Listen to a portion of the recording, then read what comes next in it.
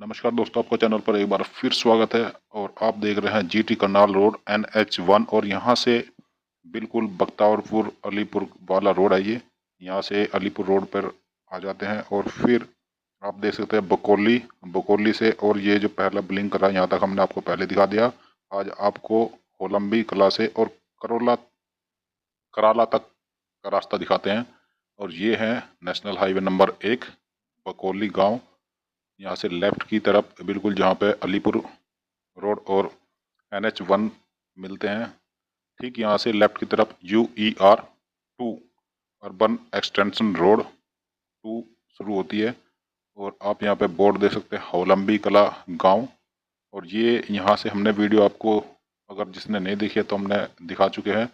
और ये होलंबी कला गांव की तरफ रास्ता जाता हुआ ये सारी वीडियो हम कर देते हैं कट और हम पहुँच जाते हैं होलंबी कला गांव। जो आप देख रहे हैं ये रेलवे लाइन क्रॉस करता हुआ होलंबी कला गांव।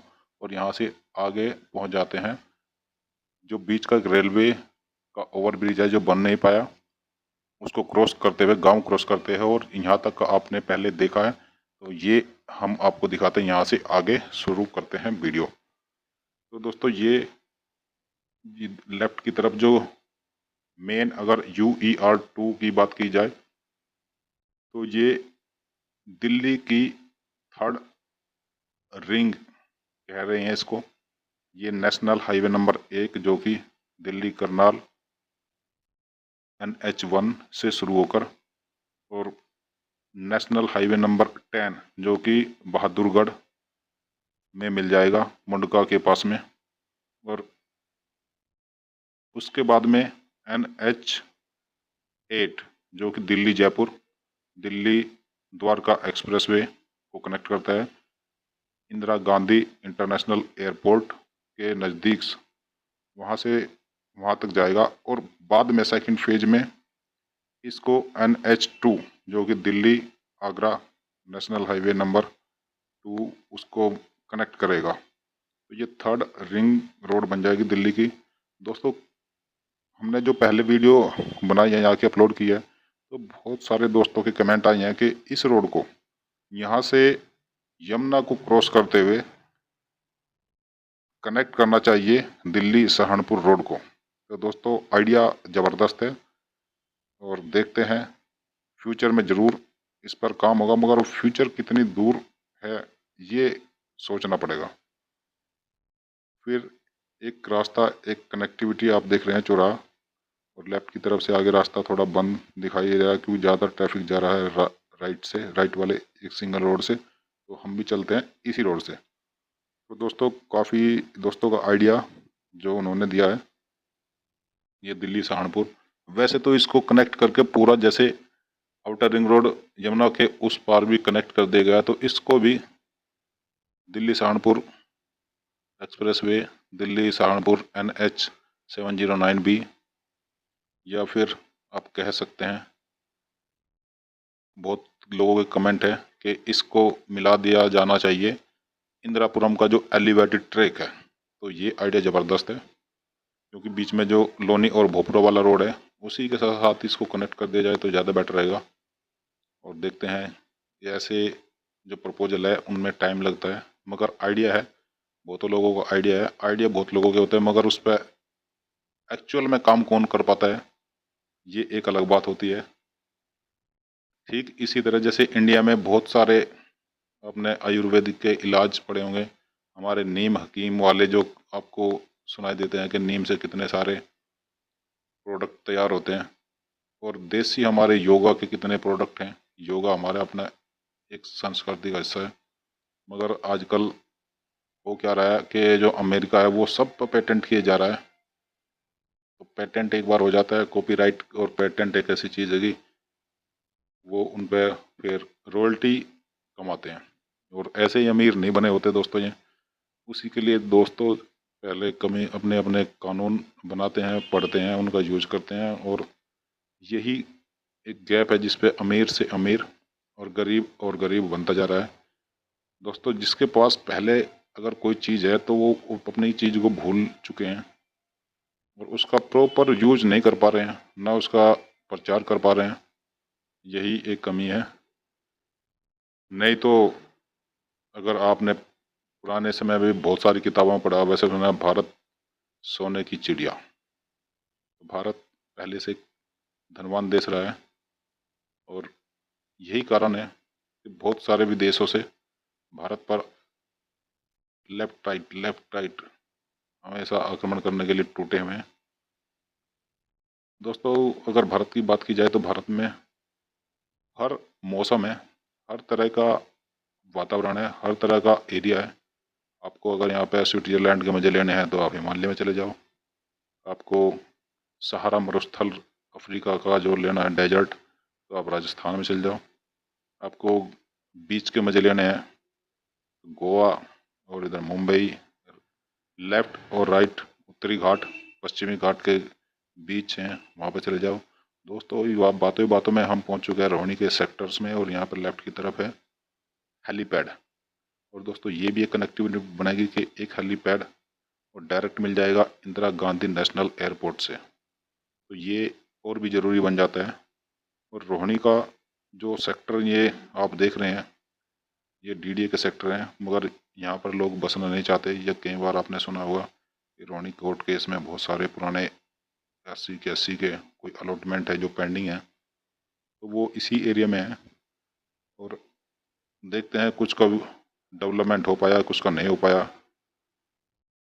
कितनी जल्दी हो पाएगा डेवलपमेंट, तो ये एरिया में भी काफ़ी डेवलपमेंट हो जाएगा। वैसे तो ये जो आप रोड देख रहे हैं ये पहले से यूईआर डीडीए का प्रोजेक्ट है और डीडीए इसको कंप्लीट नहीं कर पाया दोस्तों। और ये एक क्या कह सकते हैं इस बारे में कि कंप्लीट क्यों नहीं कर पाया।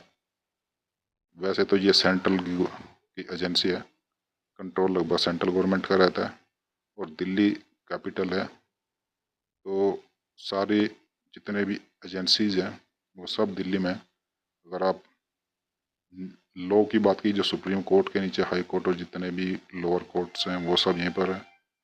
साथ साथ में आपको सारी जितनी इन्फोर्समेंट है जैसे एजेंसियाँ हैं, ईडी कह लो, सीबीआई कह लो, पुलिस और जितने भी हेड क्वार्टर फोर्सेस के हैं वो सब यहीं पे हैं। सारे मिनिस्ट्री, अगर पॉलिटिक्स की बात की जाए, संसद, पार्लियामेंट, राष्ट्रपति और जितने भी हैं। और मगर यहाँ पे बात है सरकार की, सरकार में यहाँ पे दांव फंसा हुआ है। कोई कहता है दिल्ली में एलजी की सरकार है, कोई कहता है एमसीडी की सरकार है, कोई कहता है कैंटोनमेंट की सरकार है, कोई कहता है दिल्ली गवर्नमेंट की सरकार है, जीएनसीटी वाली। तो ये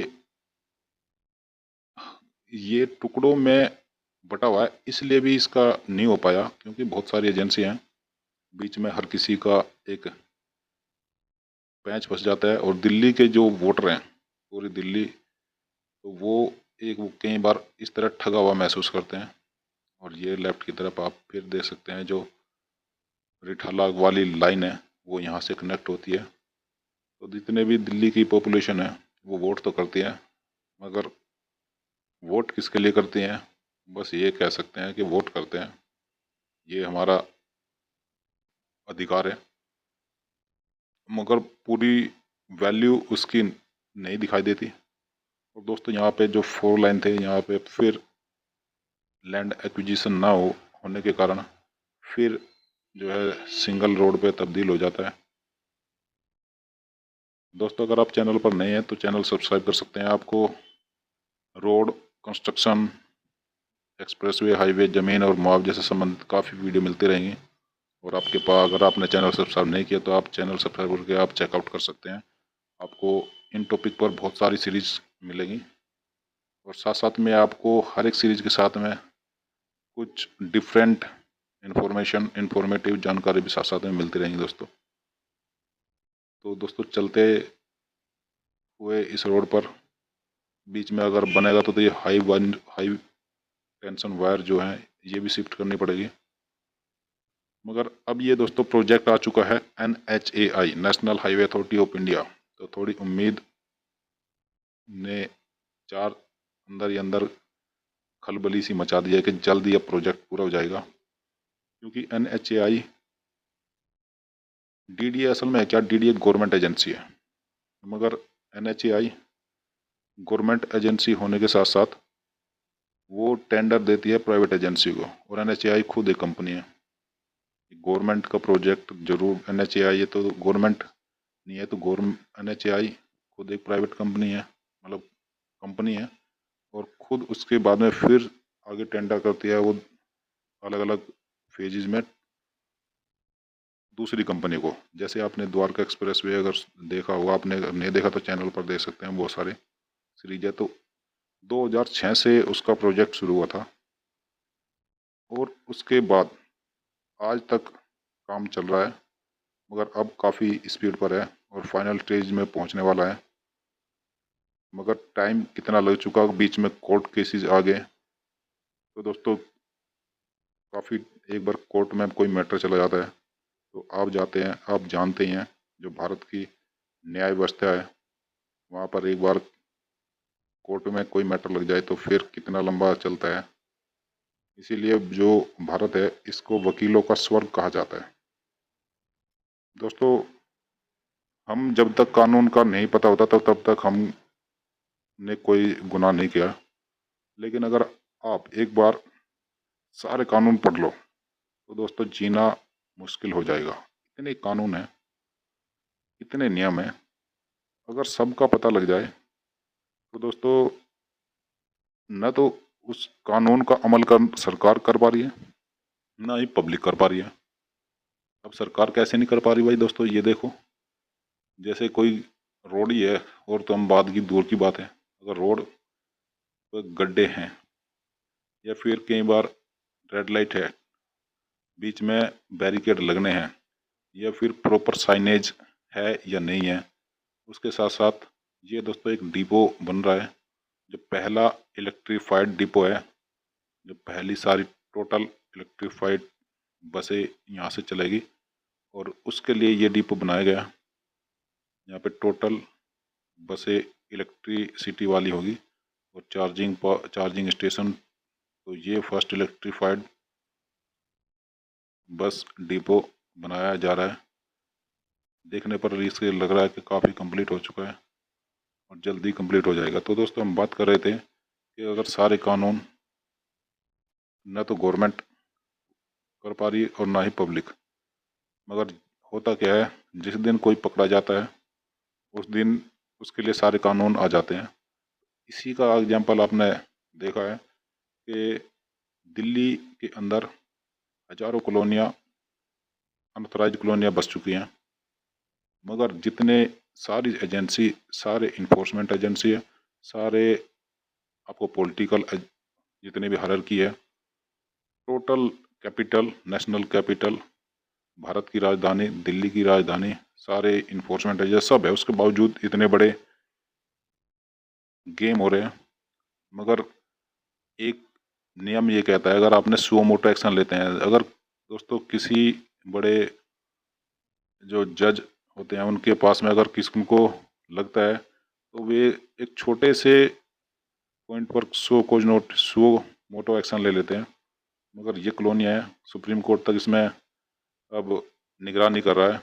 आपने भी देखा हो कि वो जगह सीलिंग हुई है, मगर फाइनल किसी पर नहीं हो पाया और इंक्रोचमेंट दोस्तों बढ़ता ही जा रहा है। इसका समाधान देखते हैं क्या होता है। फाइनली हर कोई कहता है ये भारत की जनता है, भारत की संपत्ति है, जिसके पास है उसी की है,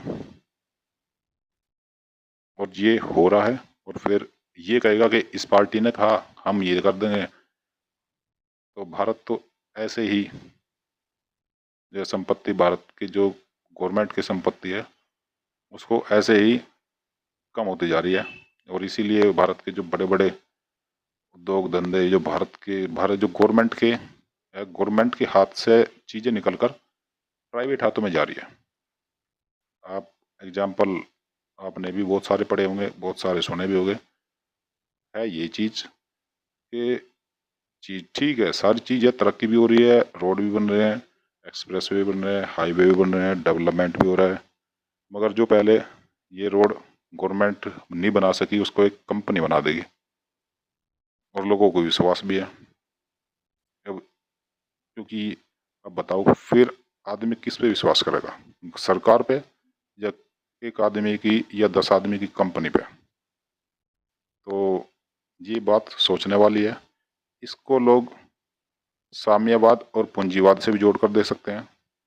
कुछ कहते हैं कि जो सरकार का था तो साम्यवाद, लोगों के हाथ में आ गया तो पूंजीवाद, यही है। तो दोस्तों यही है जो साम्यवाद, उसका धीरे धीरे नियम कानून, चाहे दबाव प्रेशर कुछ भी करके, चाहे सरकारी अफसर खुद प्रेशर में आ जाए या तो उसको दे दिया जाए प्रेशर में। तो इसी तरीके से जो है साम्यवाद को खत्म करा जा रहा है और पूंजीवाद को बढ़ावा मिल रहा है। ठीक है, पूंजीवाद भी अच्छा है, कोई बात नहीं, मगर दिक्कत है ये कि जो ऊपर के टॉप 10 मुश्किल से लोग हैं, टॉप 10% या टॉप 5%, वो उसी की जेब में होता है सब कुछ। तो हम बातों बातों में पहुंच चुके हैं कंझावला रोड, जहाँ तक हमें पहुंचना था दोस्तों। और ये कंझावला रोड, यहाँ से आगे हमने दूसरी आगे की वीडियो बनाई है नंगलोई तक। वो दोस्तों बीच में आगे रास्ता नहीं है, तो बीच में गड्ढों में से कीचड़ में से हम गए हुए हैं। अगर आपने वीडियो नहीं देखी है तो अगर देखना चाहो तो देख लेना, अगर नहीं देखना चाहो तो कोई ज़रूरी नहीं है दोस्तों। और वीडियो में बने रहने के लिए आप लोगों का बहुत बहुत धन्यवाद। और दोस्तों हमारी बातें कैसे लगती है कमेंट करके एक बार जरूर बताना दोस्तों, तो थोड़ा हम भी आइडिया हो जाता है, चेंज कर देते हैं हम टॉपिक। थैंक यू दोस्तों।